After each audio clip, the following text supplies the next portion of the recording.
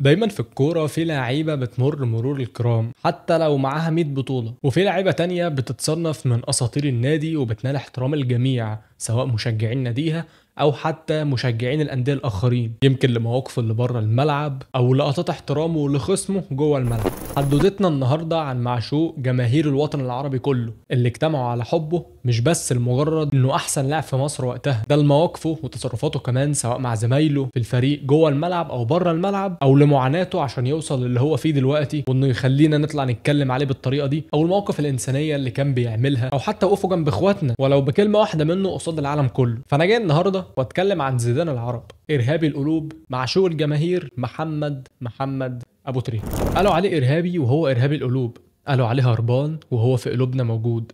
الاسطوره الخلوق، صاحب الارقام والانجازات والبطولات سواء على المستوى المحلي مع النادي الاهلي او على المستوى الدولي مع منتخبنا المصري. محمد ابو تريكة، اللاعب المصري مواليد قريه ناهيه محافظه الجيزه، تحديدا يوم 7 نوفمبر سنه 78، اللي وهو صغير كان بيلعب في الدورات الرمضانيه وسط جماهير الكره الشعبيه، وراح اختبارات الاهلي واترفض، وبعدين راح الترسانه واستمر معاهم في الناشئين، وبعدين صعد للفريق الاول وقضى 4 مواسم مع نادي الترسانه، اخرهم الموسم المبهر اللي خلى فرق الدوري كلها تعرف مين هو محمد ابو تريكة، ومنهم النادي الاهلي طبعا اللي بدا يتفاوض مع اللاعب، لكن المفاوضات فشلت في البدايه، وكانت الصدمه الثانيه للمشجع الاهلاوي محمد ابو تريكة لحد ما الخطيب كلمه بنفسه ومضاه على عقود انتقاله في العربيه. ومن هنا بدات حكايه زيدان العرب مع النادي الاهلي اللي كانت مليانه بهجه وسرور على اي مشجع اهلاوي حتى لو كان زملكاوي، فمصر كلها اجتمعت على حب محمد ابو تريكة. يلا بينا ما نطولش في المقدمه، قوم هات حاجه تسليك سواء تاكلها او تشربها، عشان هنحكي النهارده باستفاضه ونسمع حكايه واحد من احب اللاعيبه القلبي الخلوق محمد ابو تريكة. بس قبل ما نبدا ما تنساش حاجاتك بقى، لايك شير سبسكرايب كومنت للفيديو، ما تنساش زرار الجرس، وهتلاقي في الديسكربشن لينك التيك توك، بنزل هناك ريلز معلومات عامه بشكل شبه يومي تقريبا، وهتلاقي برضو لينك الانستا في الديسكربشن، اعمل فولو بالمره. وصلى على النبي افضل الصلاه والسلام، ويلا بينا نبدا. محمد ابو تريكة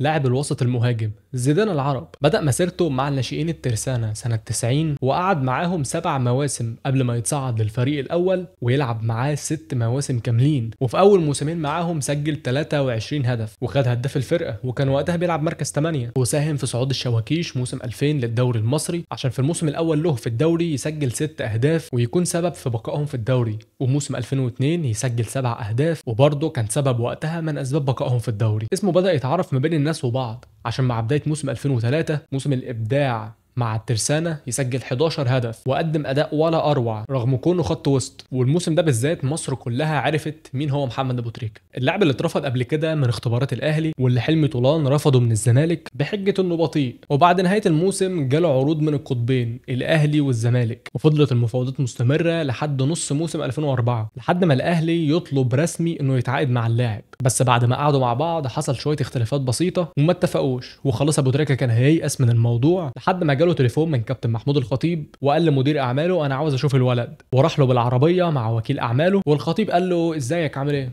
خد امضي على الورق، في صفقه قويه جدا ومفاجاه للناس، ده ما استنوش حتى لنهايه الموسم، لا ده خدوه في نص الموسم من الترسانه، وطبعا الترسانه ما صدق ان هم هياخدوا منه اي حاجه قبل ما ياخدوا اللاعب ببلاش في الصيف، وحصل وتمت الصفقه، وبكده يناير 2004 هو تاريخ تعاقد النادي الاهلي مع افضل لاعب في مصر والوطن العربي كله، يعني خلاص زي كاتب التاريخ انت نقطه ومن اول السطر، والعب بقى انا فوقت لك. هنبدا مع بعض حكايه اللاعب مع النادي الاهلي من 2004 لحد 2013، المسيره اللي صعب انها تتكرر تاني. المهم اول مباراه رسميه لتريكة مع الاهلي في الدوري المصري كانت قدام الترسانه في فريقه السابق، وبيسجل وقتها هدف شوقي والعرضيه وهدف، وهدف محمد ابو تريكة. وبعدها بيسجل في خساره الاهلي من الزمالك 2-1 في المباراه اللي الزمالك حسم فيها الدوري، وزي ما تقول كده دخلته النادي ما كانتش مبشره خالص، خصوصا ان وقتها الاهلي خرج من الادوار الاولى في افريقيا وخسر نهائي الكاس من المقاولين، وطبعا خساره الدوري كمان، فده موسم صفري بالكامل للنادي الاهلي. المهم يا عم الناس طلع من الموسم ده ب6 اهداف و3 اسيستات، خد بالك ده في نص موسم بس، عشان ندخل بقى موسم 2005 على روقان، والاهلي بيعمل صفقات بوم، بيجيب متعب وبركات وعماد النحاس واسلام الشاطر وعوده اسامه حسني حسني، ويبدا انفجار ابو تريكه ويقدم موسم عظمه. لعب الموسم ده 39 مباراه وسجل 12 هدف وصنع زيهم، وده غير مساهمته ب3 اهداف في نص نهائي دوري الابطال قدام الزمالك، وكان سبب لصعود الاهلي وقتها للنهائي والفوز على النجم الساحلي بثلاثيه سجل فيهم تريكه برضه. ونرجع للدوري ويسجل في الاسماعيلي في ماتش 6-0، وبيسجل هدفين في فوز الاهلي 4-2 على الزمالك، وبيسجل هدفين تاني في فوز الاهلي 3-0 على الزمالك، وبيصنع الثالث في الماتش ده. يعني بيسجل 2 بيساهم ب3 اهداف قدام الزمالك. ووقتها الاهلي بيفوز بالدوري بفارق 31 نقطه عن انبي اللي كان وقتها صاحب المركز الثاني. وكمان الدوري بينتهي بدون خساره واطول سلسله فوز في الدوري، عشان يبدا موسم 2006 والاهلي بيفوز بالسوبر على حساب انبي، ونروح بقى لكاس العالم للانديه لاول مره في التاريخ. بس للاسف وقتها بنحقق نتائج سلبيه، وبعدها تريكا بيجي له استدعاء للمنتخب في افريقيا 2006 المقامه في مصر، واللي المنتخب وقتها احتل القاره باقوى جيل في اجيال المنتخب كله، واللي تريكا كان من اهم اسباب الفوز بالكاس وقتها، خصوصا انه سجل هدفين وصنع هدف الفوز قدام السنغال في نص النهائي، الهدف اللي سجله عمرو زكي عشان نصعد للنهائي قدام كوتيفوار، ويسجل ضربه جزاء الحسم والفوز بالبطوله. وبعد البطوله بيرجع يفوز بالسوبر الافريقي مع الاهلي قدام الجيش الملكي، ويرجع بعدها يفوز بالدوري المصري، وابو تريكا ياخد هداف الدوري ب 18 هدف، وبيفوز مع الاهلي بكاس مصر وقتها، وبيقدم اروع المستويات، وبيكون من ضمن اسباب الفوز بالبطوله ده كده. وبنرجع لافريقيا وبيفوز بنص النهائي عشان نصعد لمواجهه صفاقسي التونسي في النهائي، والمباراه الاولى في مصر بتنتهي 1-1، الواحد ده سجله تريكا. وبنروح المباراه الثانيه في تونس اللي جمهور صفاقسي كان عامل دخله وتريكا بيسلم الكاس للاعيبه الصفاقسي، يعني حاجه قله قيمه خالص. ده غير ان الماتش كمان بيكون مقفل والدنيا زحمه جدا في الماتش، والفرص عماله تضيع، وجابوا فينا جون واتلغى، يعني الدنيا بايظه. وجماهير الصفاقسي بتحتفل في المدرجات، واللاعيبه كمان بتعمل لقطات عشان خلاص الماتش اصل الحكم هيصفر. ولكن يا عزيزي لا تامن مكر الاهلي ولا تحتفل الا بصفاره الحكم، يعني تستنى كمان لما الحكم واللاعيبه تخرج وبعدها تبدا تحتفل، عشان في الدقيقه 91 يحصل ثرو باص من شادي محمد ينزل على راس متعب اللي بيلعبها لفلافيو اللي بيصلحها لابو تريكا بالشمال، ومن غير ما يفكر بوم في الزاويه الضيقه للحارس. شادي محمد كره طويله في عرض الدفاع التونسي، لمسه من عماد متعب، مرتده، تصويب، وجول جول جول جول، الهدف الاول للنادي الاهلي. وهو اسكت خالص، الجمهور كله سكت. يا راجل ده انت لسه بتحتفل من شويه، ما سمعناش غير فرحه تريكا والجهاز الفني واللاعيبه وهم بيرفعوا الكاس. وده بيكون البطوله الثانيه على التوالي بعد بطوله 2005، والهدف ده بيكون هو اعظم هدف في تاريخ النادي الاهلي وتاريخ ابو تريكه بالتحديد. واعتقد ان الهدف الوحيد اللي بينافسه هو قضيه قفشه في نهائي القرن. وانتوا برضه انزلوا اكتبوا لي في الكومنتات بالنسبه لك ايه الهدف الاغلى في التاريخ، هل هدف تريكا في الصفاقسي 2006 ولا هدف قفشه في نهائي القرن 2020. وبينتهي الموسم التاريخي لابو تريكا اللي بيلعب فيه 39 مباراه وبيسجل فيه 26 هدف وبيصنع 8، ده غير انه خد هداف الدوري وهداف دوري الابطال، وكمان الكاف اختاروه ضمن التشكيله الامثل في القاره. بعدها في موسم 2007 تريكا بيشارك في 34 مباراه وبيسجل 19 هدف وبيصنع 2، والموسم ده برضه بيبدا بفوز الاهلي على انبي في السوبر بهدف بيسجله تريكا، عشان نروح لكاس العالم للانديه للنسخه الثانيه على التوالي، ودي بتكون افضل بكتير من النسخه اللي قبلها لان تريكا فيها ابهر العالم كله، وكان حديث الساعه وقتها، والاهلي فيها بيحقق البرونزيه. تريكا وقتها خد هداف البطوله ب3 اهداف كلهم امتع من بعض، وقدم مستوى جبار عشان يرجع السوبر الافريقي، وبيفوز على النجم الساحلي، وبيروح يفوز بالدوري كمان، وبعدها بيقود الاهلي للفوز بكاس مصر بعد ما سجل هدفين في ربع النهائي ضد الجيش، وهدف ضد الاسماعيلي في نص النهائي عشان يصعد للنهائي مباراه الزمالك، النهائي الاجمل في تاريخ مصر، نهائي ال4-3. وكده تريكا بياخد الثلاثيه المحليه مع الاهلي للمره الثانيه على التوالي، وبنروح لبطوله افريقيا اللي بيقدم اداء جبار، ولكن للاسف بنخسر النهائي قدام النجم الساحلي ونتحرم من الثلاثيه الافريقيه، ودي تكون اسوأ نهايه للموسم ده، عشان نخش موسم 2008 اللي بيجي لتريكا فيه استدعاء من المنتخب للبطوله الاقوى افريقيا اللي سجل فيها 4 اهداف وصنع هدف، والاهم من ده كله انه سجل هدف الفوز ضد الكاميرون، الهدف الشهير هدف سونج وزيدان. زيدان وسونج، قوم يا زيدان، زيدان وسونج، زيدان وسونج، هيا ابو تريكا،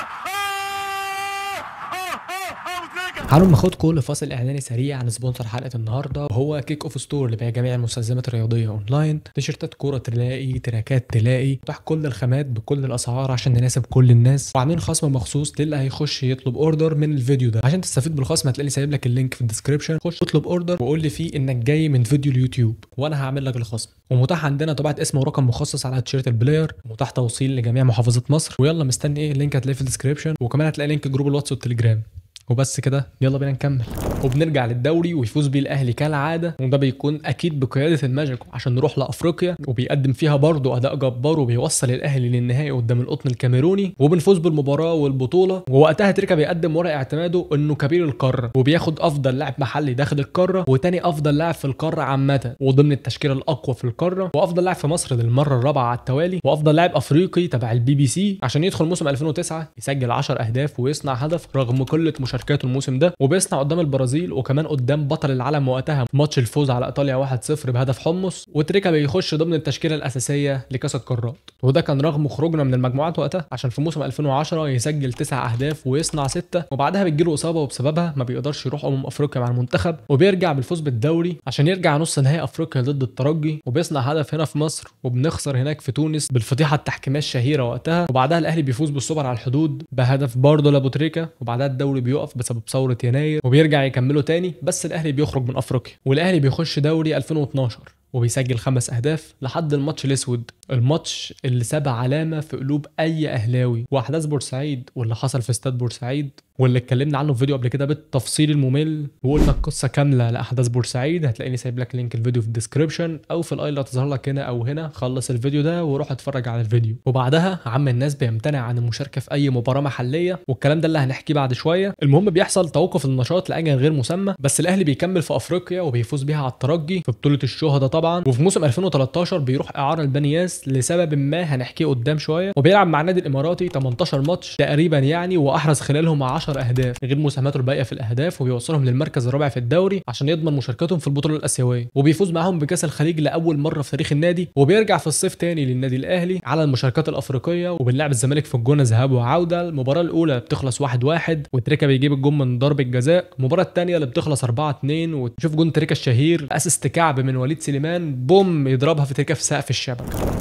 عبد الله السعيد يلعب الكره اللي في العمق، وليد سليمان الخطا المتكرر صلحها حلوه يا ولد يا ولد على الهدف السينمائي من محمد ابو تريكه اتلعبت. وبيقود الاهلي لنهائي دوري الابطال عشان نلعب قدام اورلاندو بايرتس، الفريق اللي هزمك على ملعبك 3-0 في دور المجموعات. بتلعبه الاول في جنوب افريقيا وبنتعادل معاهم 1-1 بهدف ولا اروع لمحمد ابو تريكه من ضربه حره مباشره عشان يجي هنا للنهائي في استاد المقاولين. وتريكا بيسجل هدف وبيصنع الثاني وبنفوز 2-0 على اورلاندو، ورسميا الاهلي بيفوز بالبطوله الثامنه في دوري ابطال افريقيا وسط جمهور الاهلي في مباراه وداع ابو تريكه، لانه خلاص كان وقتها قرر انه يعتزل رسمي بعد كاس العالم للانديه. والمباراه دي اللي كان فيها حدث من اشهر احداث ابو تريكه وهنقوله برده في الجزء الجاي من الفيديو. وبعدها بيروح مع مصر لتصفيات كاس العالم بيساهم ب10 اهداف لحد ما بنخسر من غانا 6-1، وبالمناسبه بيكون هو اللي جايب الجون ده بس من ضربه جزاء. وبعدها بيشارك مع الاهلي في كاس العالم للانديه في المغرب، لكن الاهلي بيخسر بخماسيه من مونتيري وبيرجع مصر وقتها. وخلاص ده كان اخر ظهور رسمي لمحمد ابو تريكه مع النادي الاهلي. وفي الملاعب بشكل عام ابو تريكه اللي لعب 420 مباراه سجل خلالهم 185 هدف وصنع ما يقرب من 150، وفاز ب7 دوري مصري و2 كاس مصر و6 سوبر مصري و5 دوري ابطال و4 سوبر افريقي، وكمان كاس الخليج مع بنياس. ده مع الانديه بس. اما مع المنتخب فلعب 94 مباراه بقميص منتخبنا الوطني، سجل فيهم 37 هدف وصنع 19، وفاز مع المنتخب ب2 افريقيا. اما الانجازات الفرديه فالماجيكو فاز بافضل لاعب داخل القاره 4 مرات، وافضل لاعب في الدوري المصري 5 مرات، وداخل التشكيل الاساسي للقاره 3 مرات، وخد كتير بقى هداف دوري الابطال وهداف كاس العالم وهداف الدوري والكاس. حرفيا بالنسبه لي افضل لاعب في تاريخ مصر والوطن العربي كله هو محمد ابو تريكه بلا نقاش. طب يا عمر انت قلت لنا من شويه ان في جزء تاني في الفيديو هنتكلم فيه عن احداث ابو تريكه. طب خلصنا بقى من ابو تريكه اللاعب نخش في ابو تريكه الانسان. محمد ابو تريكه مواقفه الانسانيه كتير قوي سواء في السر او في العلن. راجل مسلم مؤمن بربنا غير التزامه الديني والاخلاقي واللي بيشهد له كده الناس كلها سواء جوه الملعب او بره الملعب، وده اصلا سبب رئيسي يخليك كبني ادم تحبه. ده يعني غير اللي عمله بقى لزمايله وقفوا جنبهم في المحن وكان بيجيب لهم استرزات يلعبوا بيها وبينزل يحفز الناشئين، غير معاناته بقى في بدايه مسيرته ان كان بيسعى لاكل عيشه عشان يساعد اهله، وقال كده كذا مره يعني على الهوا. وكمان وقفوا جنب اهالي شهداء بورسعيد وجنب والده محمد عبد الوهاب الله يرحمه. ولعب في 2005 مباراه خيريه ضد الفقر عشان يجمع تبرعات، وكان في المباراه دي الظاهره رونالدو وزين الدين زيدان و40 لاعب عالمي تاني، غير المباريات الخيريه اللي لعبها كتير سواء في الكويت او في غيره، غير اختياره سفير لبرنامج الاغذيه العالمي للامم الاوروبيه لمحاربه الفقر، وسافروا لافقر بلد في افريقيا بصحبه المالي كانوتيه. وكمان تريكا سافر للجزائر بعد الاحداث الشهيره كمبادره منه للصلح ما بين البلدين، غير تشجيعه للمنتخبات العربيه في كاس العالم، وكمان لما اعتذر وساب استوديو بين سبورت بسبب اصابه مشجع من المشجعين ورفضه للكلام مره تانية بسبب اصابه مشجعه في المدرجات. غير انه اي بلد يروحها الجمهور كله يسقف له، وهنا قصدي على جمهور الخصم، زي ما حصل في مباراه الوداد وقت تبديله وهو بيخرج من الملعب جمهور الوداد كله في احترام وبيسقف له وبيصفر له. والمباراه الوديه اللي لعبها نجوم العالم اللي لعبها في الكويت وقتها ابو تريكه واحترام الجميع له. هتيجي تقول لي طب فين المواقف الثانيه؟ هقول لك ما هو ده الجزء الجاي بقى، جزء ابو تريكه الاسطوره. بص، في فرق انك تكون نجم كوره وافضل لاعب وبتاع، وانك تكون اسطوره، لان لقب الاسطوره ده ما بيتقالش على اي حد. مش اي واحد جايب لي 500 جون يتقال له اسطوره، لا، اللي زي ابو تريكه ده تقول عليه اسطوره وانت مستريح، الوحيد اللي يليق عليه اللقب حرفيا. حط لي بقى كل مواقف الانسانيه اللي قلناها دي على جنب، وتعالى بقى لباقي المواقف اللي هنقولها دلوقتي. تعالى عد معايا واللي هقولها من غير ترتيب عشان ما ادوشكش. عندك العقوبه الاشرف في تاريخ كره القدم، واللي كان هيتوقف وقتها في مباراه مصر ضد السودان في 2006 لما سجل هدف واحتفل بتيشيرت تضامنا مع غزه اللي خد بسببه انذار وكان هيتعاقب عقوبه كبيره رغم وقوف الناس معاه. وحسن شحاته لما دخل عليه اوضه اللبس قال له انت ما قلتلناش ليه انك هتلبس التيشيرت ده؟ لا انت لبسته من ورانا ليه؟ كنت هدست ووزعهم على زمايلك. غير كده رفضوا لعب الصور مع الاهلي قدام انبي بعد احداث بورسعيد تضامنا مع الضحايا واهاليهم، وده اللي للاسف اتهاجم بسببه وقتها وحصلت له مشاكل كتير وتوقف عن اللعب واتسحب منه شرط الكابتن اللي كان خلاص هو اللي عليه الدور انه يلبسها. بس وقتها شفنا اللقطه بتاعه لما اداها لاحمد عادل عبد المنعم، وكان ساعتها تريكه هيعتذر بس اجل القرار ده وراح لعب لبنياس، بس زمايله ضغطوا عليه واقنعوه بالعوده. ده غير ظهوره في مظاهرات كتير لاهالي الضحايا، وكان كمان مع المتظاهرين في ثوره يناير. ولما راح بنياس كمان لبس رقم 72 تضامنا مع الشهداء، غير قميص نحن فداك يا رسول الله اللي لبسه تحت تيشيرت المنتخب. وكان من فتره وهو محلل في بين سبورت كان بيدافع عن الرسول عليه افضل الصلاه والسلام وعن الاسلام قدام العالم كله، ولما كان بيدعم مسعود اوزيل وتعاطف معاه، وموقفه ضد المثليين واللي بيحصل في الدوري الانجليزي، غير مواقفه مع اخواتنا من كام شهر. ولو تفتكر بعد امتناعه من الظهور اعلاميا لفتره كبيره جدا، وبعد ما رجع بالظهور فضل يتعامهم بالكلام في كل حلقه. بس انا مش بخير الصراحه، انا مش بخير طالما غزه مش بخير، انا مش بخير. 50 يوم العالم المنافق ساكت صامت، 50 يوم 20,000 شهيد مات، 50 يوم 8,000 طفل فلسطيني استشهد، 50 يوم عديد من الالاف النساء استشهدوا، والعالم صم بكم فهم لا يفقهون. كشفناكم، غزه كشفت الجميع، غزه كشفت عورات وسوءات العالم. العالم اللي بيقول على نفسه حر، حر ايه؟ دي القضيه الوحيده اللي في العالم الحق واضح والباطل معروف، انما انتوا بتسكتوا عن الباطل وما بتنصروش الحق. والله العظيم لا ننصر الحق حتى لو ايه، فلتحيا فلسطين. ولحد دلوقتي بيدعمهم في كلامه كله في اي حته وفي اي مكان بيروحوا. فانت ايه رايك؟ يعني كل ده ومش اسطوره يا راجل؟ عيب بجد. يعني انا زعلان ان انا خلصت فيديو زي ده، ولو فضلنا من النهارده لبكره مش هنبطل كلام على ابو تريكه، محتاج له لايف كامل. يعني انا شخصيا استمتعت وانا بحكي في الفيديو، سواء انا بصور او انا همنتج هكون مستمتع اكيد مليون في الميه وانا بجمع داتا لابو تريكه وانا بمنتج حلقه عن اللاعب المفضل. ومن كتر ما الناس عارفين ان انا بحبه جات لي الهديه دي في عيد ميلادي، صوره تريكه وهو بيعتزل بهتاف ابو تريكه الشهير بتاع يا تريكه ويا ابو فانيلا حرير حمراء. والصوره دي بالمناسبه اللي جابها لي اخويا محمد ابو جازيه اللي بيساعدني في بعض الفيديوهات، واللي ظهر معايا في فيديو معجزات بورسعيد اللي هسيبه لك برده اللينك بتاعه في الديسكربشن. يعني كانت اخته اللي عامله لي الصوره دي وهو جايبها لي في عيد ميلادي، فبجد احلى تحيه لاخويا وتسلم ايديكم بجد على الهديه الجميله دي. يعني هي يعتبر ما طلعتش معايا في فيديوهات قبل كده، ولكن قلت لازم تطلع في فيديو زي ده، ما ينفعش فيديو زي ده يخلص من غير ما الهديه دي تطلع، يعني ما هو بالعقل يا اخوي. وبس لو عجبك الفيديو ما تنساش لايك وسبسكرايب في القناه وزرار الجرس فعله عشان يوصل لك كل جديد. ده ليه بقى؟ لان الفيديو الجاي هيكون اول فيديو في شهر رمضان المبارك باذن الله، وكل سنه وانتم طيبين. ولو عايزين تشاركوا في الفيديو الجاي انزلوا اكتبوا لي دلوقتي عايزين الفيديو الجاي يكون عن ايه، وهتلاقوا لينك التيك توك في الديسكربشن، وهتلاقوا لينك الانستا لو عايز تخش تعمل لي فولو وتتعرف عليا عادي جدا. وبس كده، ما تنسوش تصلوا على النبي عليه الصلاه والسلام. سلام.